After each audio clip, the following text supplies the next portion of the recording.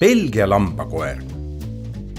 Kui nüüd lõpuni aus olla, siis lõõgastumine ei ole selle koera kõige tugevam külg. Ta on alati valvel ja jälgib pidevalt, et kuskil midagi paha ei toimuks. See aga ei tähenda, et ta poleks ülevoolavalt elav ning hooliv kaaslane. Vastupidi, ta on suurepärane täiendus sinu perele. Võõrastega ei pruugi ta automaatselt sina sõbraks saada.